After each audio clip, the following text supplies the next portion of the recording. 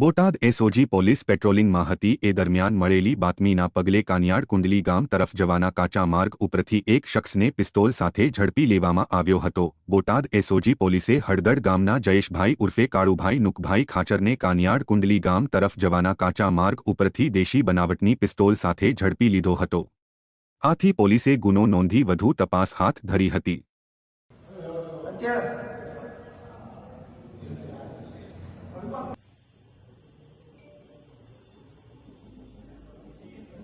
શું કહેવાય